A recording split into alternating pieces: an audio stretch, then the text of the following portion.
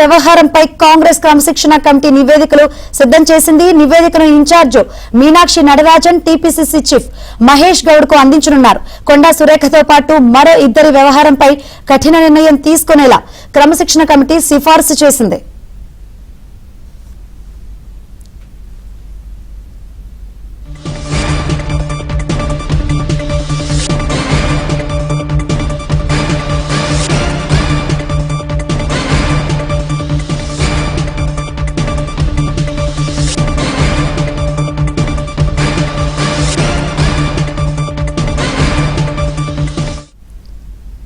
CM Revanth రెడ్డితో deputy CM Bhatti Vikramarka భేటీ అయ్యారు.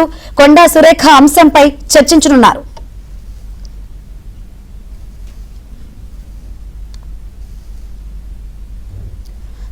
కొండా సురేఖ వ్యవహారంపై కాంగ్రెస్ క్రమశిక్షణ కమిటీ నివేదికలు సిద్ధం చేసింది. నివేదికను in charge Meenakshi Natarajan, TPCC chief Mahesh Goud కు అందించనున్నారు. మరోవైపు సీఎం రేవంత్ తో మల్లు భట్టి విక్రమార్క భేటీ అయ్యారు. కొండా సురేఖ అంశంపై చర్చించనున్నట్టు తెలుస్తుంది. మోర్ అప్డేట్స్ అందించేందుకు మా ప్రతినిధి సిద్ధార్థ లైవ్ ద్వారా సిద్ధంగా ఉన్నారు. సిద్ధార్థ, ఈ రోజు ఒక కీలక నిర్ణయం తీసుకునే ఛాన్స్ ఏమైనా కనిపిస్తుందా కొండా సురేఖ విషయంలో?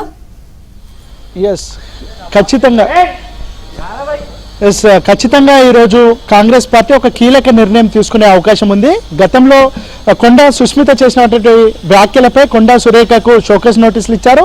ఆ షోకాజ్ నోటీస్కి కొండా సురేఖ వివరణ కూడా ఇచ్చారు. ఆ వివరణతో పాటు మరొక లేఖ కూడా అదనంగా రాశారు. కానీ కొండా సురేఖ రాసినటువంటి వివరణ లేఖతోనే క్రమశిక్షణ కమిటీ సంతృప్తి వ్యక్తం చేయనట్టు తెలుస్తూ ఉంది. దానికి సంబంధించినటువంటి పూర్తి నివేదికను సిద్ధం చేశారు. ప్రస్తుతం పీసీసీ చీఫ్ మహేష్ కుమార్ గౌడ్ మెదక్ పర్యటనలో ఉన్నారు. ఆయన సాయంత్రం వరకు హైదరాబాద్కు తిరిగి రానున్నారు. హైదరాబాద్కు వచ్చిన వెంటనే క్రమశిక్షణ కమిటీ తాము సిద్ధం చేసినటువంటి నివేదికను పీసీసీ చీఫ్ మహేష్ కుమార్ గౌడ్కు ఇవ్వనున్నట్టు తెలుస్తూ ఉంది.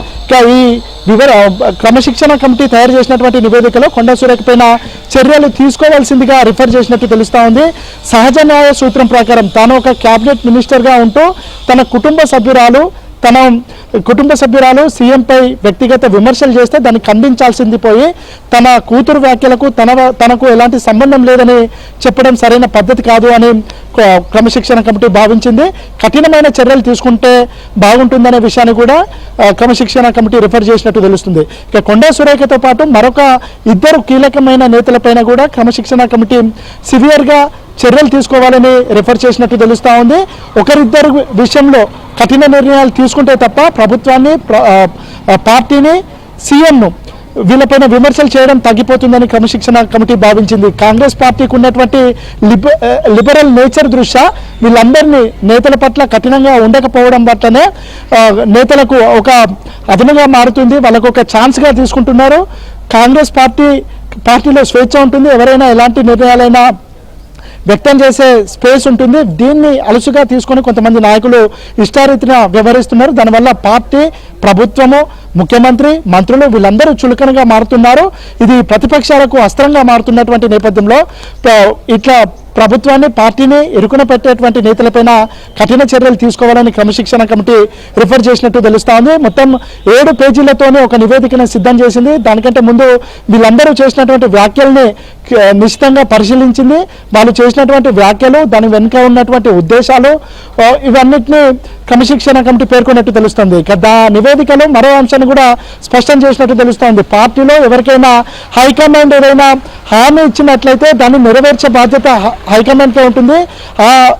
ఆ విషయాన్ని సామరస్యపూర్వకంగా చర్చించుకోవాలి. దానికి సంబంధించి హైకమాండ్ దగ్గరకు పోయి వినతి పత్రాలు ఇవ్వాలి తప్ప బయట ఓపెన్ ప్లాట్ఫామ్లో బహిరంగంగా ఇష్టం ఉన్నట్టు మాట్లాడితే పార్టీ ఇబ్బందులు పాలవుతుంది, ప్రభుత్వం ఇబ్బంది పాలవుతుందని క్రమశిక్షణ కమిటీ భావించింది. ఈ నేపథ్యంలో వాళ్ళపైన ఖచ్చితంగా చర్యలు తీసుకోవాలని ఒక కంక్లూజన్కి వచ్చినట్టు తెలుస్తూ ఉంది. మరోవైపు సీఎం రేవంత్ రెడ్డి ఈరోజు ఉదయమే విదేశీ పర్యటన ముగించుకొని వచ్చారు.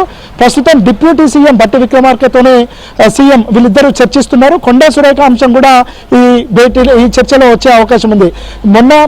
గతంలో సీఎం పైన అనుచిత వ్యాఖ్యలు చేసినప్పుడు, అంటే కొండా సురేఖ కూతురు సుస్మిత పటేల్ సీఎంపై అనుచిత వ్యాఖ్యలు చేసినప్పుడు భట్టి విక్రమార్క ఈ వ్యవహారాన్నంతా డీల్ చేశాడు. భట్టి విక్రమార్క ఒక కొండా సురేఖ పక్షాన వహించి కొండా సురేఖతో సారీ చెప్పించినటువంటి సిచ్యువేషన్ కూడా ఉండే. కానీ ఈసారి పీసీసీ చీఫ్ మహేష్ కుమార్ గౌడ్ కూడా నిన్న ఒక కీలకమైన వ్యాఖ్య చేశారు.